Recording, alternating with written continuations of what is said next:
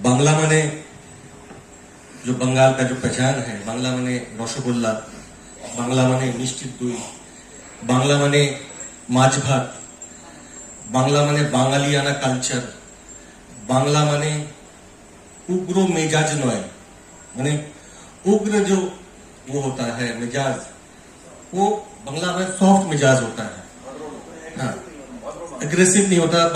बंगाली जो जुबान है बहुत मीठा जुबान है, माने मिष्टी। अगर पूरे हिंदुस्तान में आप अगर देखें, बांग्ला माने खूब मिष्टी लैंग्वेज। तो बांगलार परिचय मिष्टी থেকে হয় और মিষ্টি থেকে শুরু আর মিষ্টি থেকে শেষ। তো এটা হলো বাংলার পরিচয়। তো বাংলা কোনোদিন কমিউনাল রাজনীতি বা এখানে কমিউনালিজম যে আছে খুব বেশি মানে বড় মানে গ্রোথ হয়নি, ঠিক আছে। তো কমিউনালিজম যখন এইখানে গ্রোথ হয়নি কোনোদিনই, তার মানে বাংলার মানুষেরা এটাকে কোনোদিন সাপোর্ট করে না। তা আমি একটি ছোট্ট উদাহরণ দিয়ে আমি নিজের বক্তব্য শুরু করব, মানে রাখবো আরো আমার বক্তব্য। কারণ ডাক্তার সাহেব বলেছেন আমরা বিজেপিকে কেন চাইছি না, এটাকে আপনাদের সামনে আমরা অবশ্যই বলবো আমরা বিজেপিকে কেন বাংলার মধ্যে চাইছি না। কিছুদিন আগে আমাদের আরজিকর হাসপাতালে একটা ঘটনা ঘটেছিল, সে আপনারা সবাই জানেন। সেই ঘটনার ফলে যে মেয়েটির সাথে এই রকম কুকর্ম করা হয়েছিল, সেই মেয়েটির মাকে অভয়া, মানে নেম চেঞ্জ, অভয়ার মাকে টিকিট দিয়েছে বিজেপি। কিন্তু রাস্তা দাঁড়িয়েছিল কারা আপনারা জানেন তো? রাস্তা দাঁড়িয়েছিল ওই গান বাজনা করনেওয়ালা, ডাফলি বাজানেওয়ালা, আর রাত দখল করনেওয়ালা, রাস্তা দখল করনেওয়ালা, যারা লেফটিস্ট মাইন্ডেড, যারা আমাদের ছাত্র সংগঠন, প্রাক্তনী ক্যালকাটা ইউনিভার্সিটি, যাদবপুর ইউনিভার্সিটি, আর এই ধরনের ট্যাগ লাগিয়ে যারা সারাক্ষণ গান বাজনা করতে থাকে, রাত দখল করতে থাকে, তারা সেইখানে সময় দিয়েছিলেন। কিন্তু অভয়ের মা সিপিএম পার্টি থেকে টিকিট নেননি, বিজেপির থেকে টিকিট নিয়েছেন। টিকিট নেবার পরে উনি একটা কমেন্ট করেছেন আমাদের মাননীয় মুখ্যমন্ত্রীর, মানে খুবই আমি ঘৃণার চোখে এই কমেন্টটা দেখি। উনি বললেন একটা সিটিং চিফ মিনিস্টারের জন্য যে আমি তার চুলের মুঠি ধরে নর্দমায় ফেলে মারব। আপনারা বলুন এই ধরনের কমেন্ট কি ঠিক? বাংলা এই ধরনের কমেন্ট কোনোদিন সহ্য করবে না।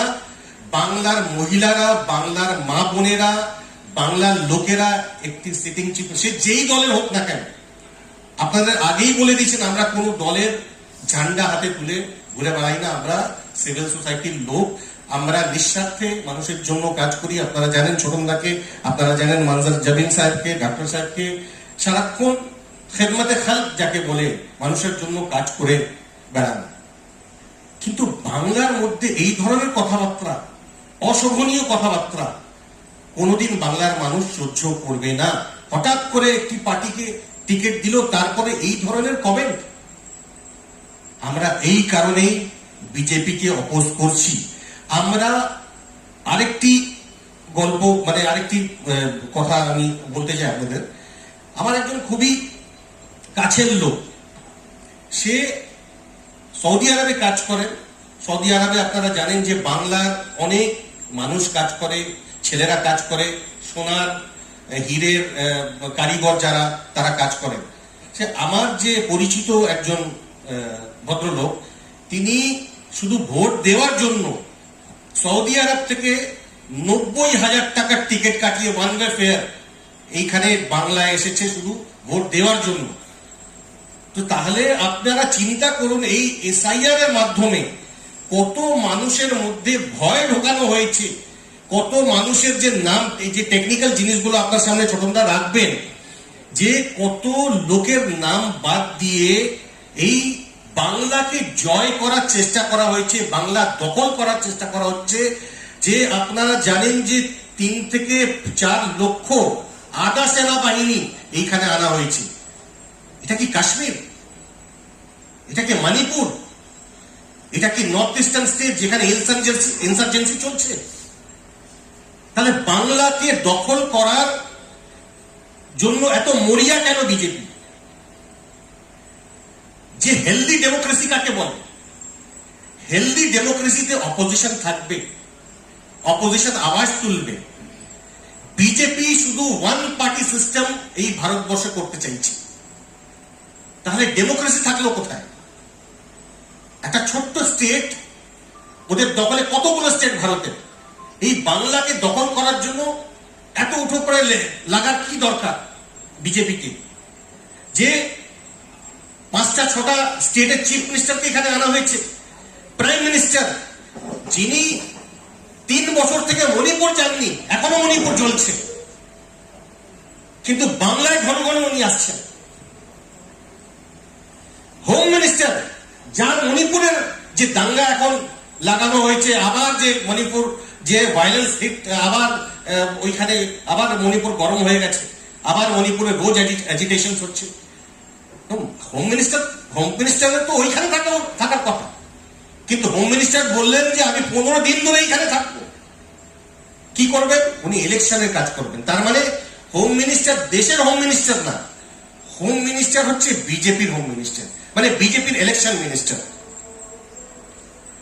এই ধরনের আমাদের যারা বিজেপি লোকেরা বা বিজেপির যারা করেন, তারা যেভাবে বাংলা দখল করার জন্য এই যে নেমে পড়েছেন, আমরা বাংলার মানুষ যারা শান্ত পরিবেশে থাকতে চাই, অভ্যস্ত, তারা কোনোদিন এই ধরনের উগ্র স্বভাবের লোকদের এখানে ঠাঁই হতে দেবে না। গুজরাটের থেকে বাংলাকে মানে চালানো যাবে না বা চালানো দিতে দেব না। আমরা দিল্লি থেকে বাংলাকে চালাতে দেব না। আমরা আমাদের স্টেটস, আমাদের একটা ফেডারেলিজম আছে, আমাদের ফেডারেল স্ট্রাকচার তৈরি করা হয়েছে। প্রত্যেকটা স্টেটের কাছে একটা আলাদা পাওয়ার আছে।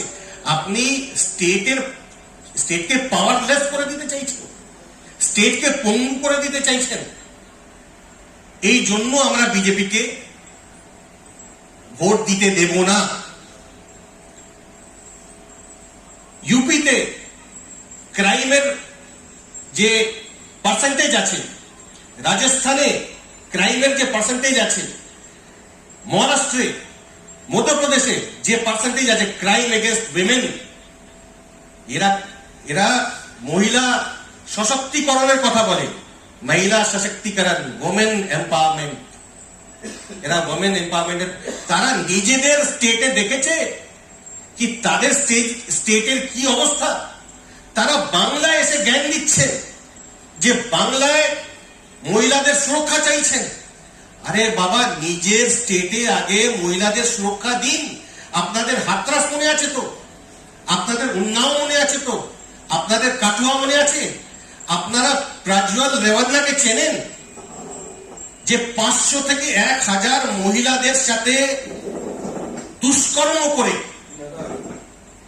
ডাক্তার সাহেব ইনফরমেশন 3000 বলছেন, তাদের ভিডিও তৈরি করেছে প্রাজ্জ্বল রেওয়ান্না। আমাদের প্রাইম মিনিস্টার তার সাথে ছবি তুলছেন। আমরা এই জন্য বিজেপিকে এই স্টেটে আসতে দেব না। আর এই কারণে আমরা বাংলার মানুষদের আপিল করছি এই মঞ্চ থেকে,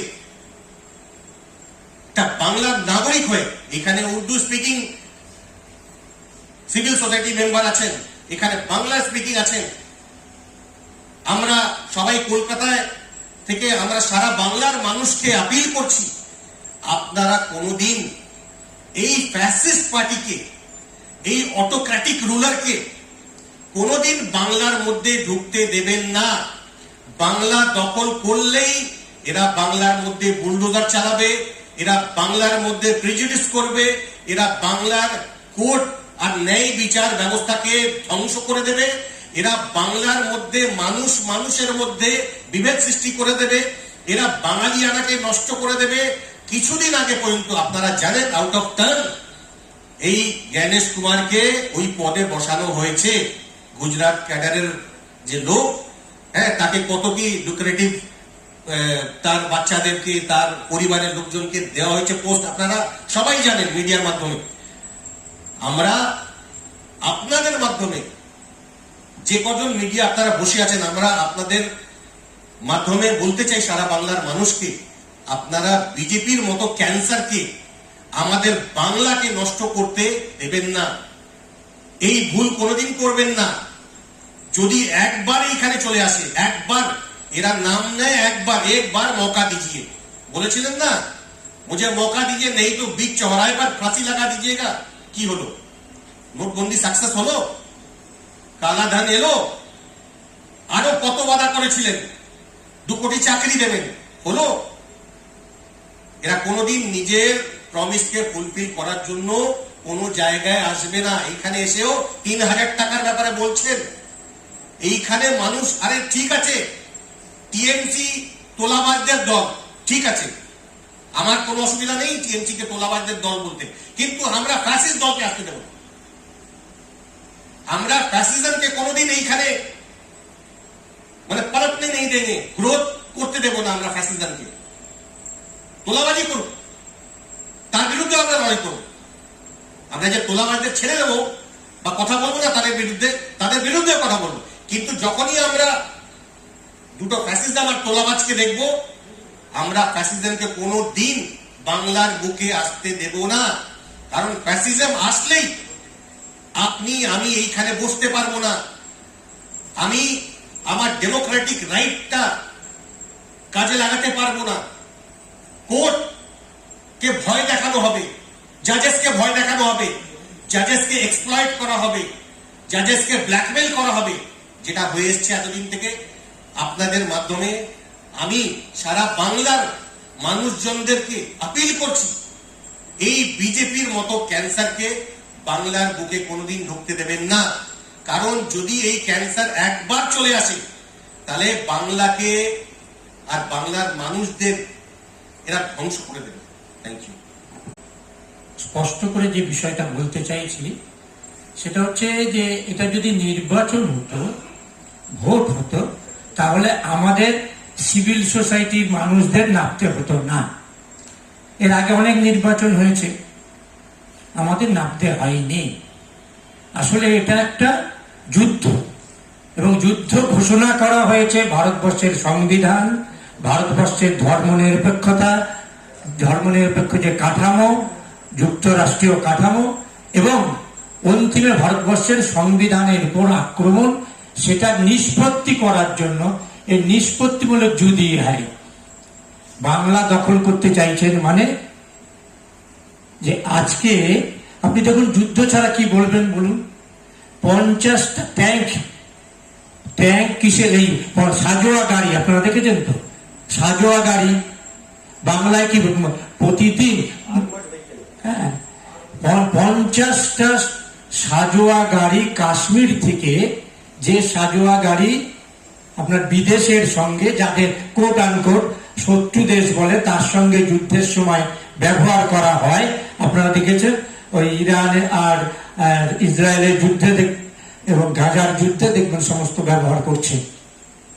তো পশ্চিম বাংলার মানুষকে কি দৃষ্টিতে দেখে কেন্দ্রীয় সরকার, এটা বুঝে নেওয়ার জন্য আপনার মিলিয়ে নিন। ভারতবর্ষে এই পর্যায়ের 5টা রাজ্যে নির্বাচন হয়েছে, 3টে হয়ে গেছে, তামিলনাড়ু এবং পশ্চিমবাংলা বাকি আছে। নির্বাচন কমিশন 513 জন অফিসারকে চেঞ্জ করেছে, যে তারা নাকি বিভিন্ন দলের হয়ে কাজ করছে, যথোচিত ভূমিকা পালন করছে না। 513 জন অফিসারকে বদলি করেছেন, তার মধ্যে পশ্চিমবাংলায় 483 জন, বাকিটা 4টে রাজ্যে 26 জন, আর পশ্চিমবাংলায় হচ্ছেন 483 জন। 2.5 লক্ষ প্যারামিলিটারি ফোর্স, আধা সামরিক বাহিনী। আসামে নির্বাচন হয়েছে, অন্যান্য রাজ্যে নির্বাচন হয়েছে, গুজরাটে নির্বাচন হয়েছিল এর আগে, হরিয়ানায় নির্বাচন হয়েছে, দিল্লিতে নির্বাচন হয়েছে। কোথাও দেখেছেন যে 2.5 লক্ষ প্যারামিলিটারি ফোর্স কোথায় ব্যবহার করা হয়? যেখানে প্রতিদিন হাজার হাজার মানুষ মারা যাচ্ছে, রক্তপাত হচ্ছে, আইনের শাসন নেই, সেই সব জায়গায় ল অ্যান্ড অর্ডার সিচুয়েশনকে ঠিকঠাক করার জন্য এখানে 2.5 লক্ষ মিলিটারি প্যারামিলিটারি ফোর্স ব্যবহার করা হচ্ছে। ফলে আমি বলবো এটা বিজেপি তৃণমূলের নির্বাচনী যুদ্ধ নয়, এটা হচ্ছে ভারতবর্ষ বাঁচানো, গণতন্ত্র বাঁচানো। সেই কারণেই আমাদের মতো এই অধম মানুষদের, যাদের লোকে চেনে না জানে না, হ্যাঁ, সেই সিভিল সোসাইটির মানুষদের আজ প্রায় 1.5 মাস ধরে রাস্তায় আমরা এই প্রবল রোদে প্রতিদিন আমাদের রাস্তায় ঘুরতে হচ্ছে। কারণ হচ্ছে যে গণতন্ত্রটাকে বাঁচাতে হবে, ধর্মনিরপেক্ষতাকে বাঁচাতে হবে। আর আপনি দেখবেন যে এই নির্বাচন কমিশন কিভাবে সংবিধান লঙ্ঘন করছে। আমি আপনাদের একটা জায়গা, খালি সংবিধানের একটা জায়গা আপনাদের পড়ে শোনাই।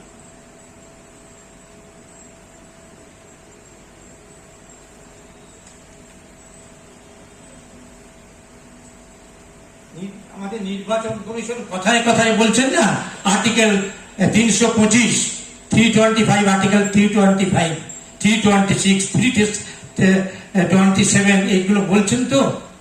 দেখুন কিভাবে নির্বাচন কমিশন এবং সমগ্র কেন্দ্রীয় সরকার কিভাবে ভারতবর্ষের সংবিধানকে লঙ্ঘন করছে। লাইনটা হচ্ছে, no person to be ineligible for inclusion in or to claim to be included in a special electoral roll on grounds of religion. কোন মানুষকে তার ধর্মের কারণে, তার জাতের কারণে, তার সেক্সের কারণে, লিঙ্গের কারণে নাম তোলা থেকে বাদ দেয়া যাবে না। আর্টিকেল সংবিধানের 325 নম্বর অনুচ্ছেদে পরিষ্কার বলা আছে। এই সাভার ইনস্টিটিউট তারা দেখিয়েছেন এই যত নাম বাদ গেছে তার মধ্যে 61 লক্ষ হচ্ছে মহিলা। ভাবুন, সংবিধান বলছেন সেক্স অনুযায়ী কাউকে বাদ দেয়া যাবে না। এরা প্রচন্ড নারী বিদ্বেষী দেখে 61 লক্ষ, 1,24,00,000 মধ্যে 61 লাখ মহিলাদের নাম বাদ দিয়ে দিয়েছে। এবং দেখবেন নামবাদের যে তালিকা, তাতে মুসলিম প্রধান 5টা জেলা, যত নাম বাদ গেছে তার 50%-এর উপরে, 50% উপরে। আমি মানবাধিকার কর্মী, নির্বাচনে দাঁড়াই না, দাঁড়াবো না। ফলে মুসলিমদের আমি ভোটার হিসেবে দেখি না, নাগরিক হিসেবে দেখি। মুসলমানদের পক্ষে কথা বললে ভোটে দাঁড়িয়ে বিশেষ সুবিধা পাওয়া যাবে, এইরকম কোনো সুযোগ নেই। মানজার সাহেব উর্দুতে বলছিলেন, আর এই উর্দু ভাষাকে বিদেশি ভাষা বলছেন, আর উনি বলছেন আপকি বাবার মোদী সরকার। সরকার কথাটাও তো উর্দু, সরকার কথাটাও উর্দু। জানেন না মূর্খের দল। সুকান্ত মজুমদার কথাটাও উর্দু কথা, মিলিয়ে নেবেন। একটা মূর্খের দল, দানবের দল। সমস্ত রাজনৈতিক দলের গণ আন্দোলনের ইতিহাস আছে, কমিউনিস্টদের গণ আন্দোলনের ইতিহাস আছে, কংগ্রেসের গণ আন্দোলনের ইতিহাস আছে, আর এই দলটার বেঈমানি করার ইতিহাস আর নারী নির্যাতনের ইতিহাস। ফলে আমি বলবো যে আমাদের কাজ, এটা গণতন্ত্র বাঁচানোর কাজ, এটা যুক্তরাষ্ট্রীয় কাঠামো বাঁচানোর কাজ। আমি বলি কোন সরকারই পবিত্র নয়, পবিত্র সরকারও পবিত্র নয়, আমি সে প্রশ্নে যাচ্ছি না। কিন্তু প্রশ্নটা হচ্ছে, যারা এটাকে খালি বিজেপি এবং টিএমসির মধ্যে লড়াই হিসেবে দেখছেন, তারা আজকে ভারতবর্ষের বিপদকে ছোট করে দেখছেন বা দেখতে পাচ্ছেন না। আমি এই স্লোগানের সঙ্গে 100% একমত। আমি বলবো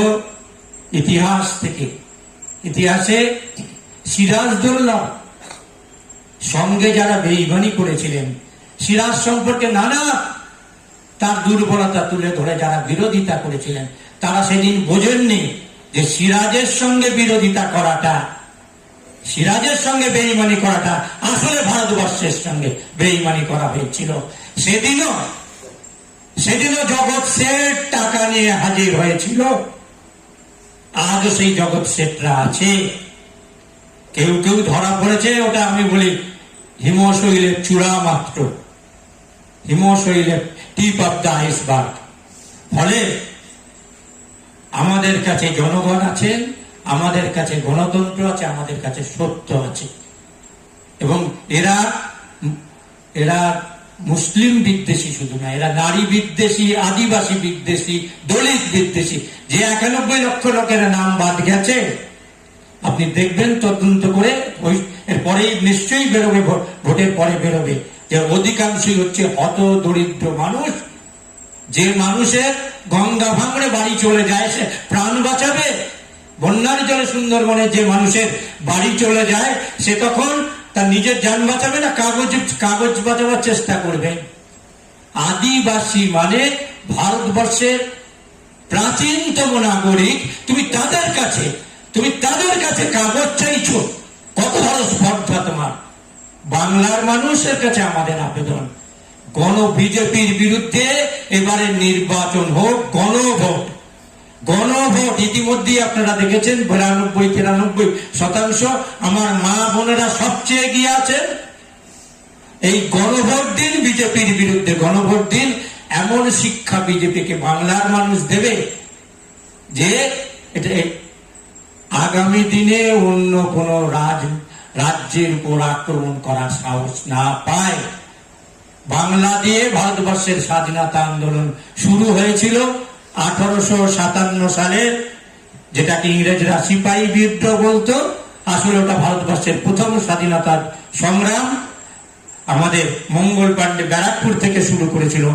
বিজেপি মুক্ত ভারতবর্ষ, আরএসএস মুক্ত ভারতবর্ষ গড়ার শুরু পশ্চিমবাংলা। আমাদের বিশ্বাস গণতন্ত্র জিতবেই, ফ্যাসিস্ট আরএসএস সংঘ পরিবার পরাজিত হবে। ধন্যবাদ।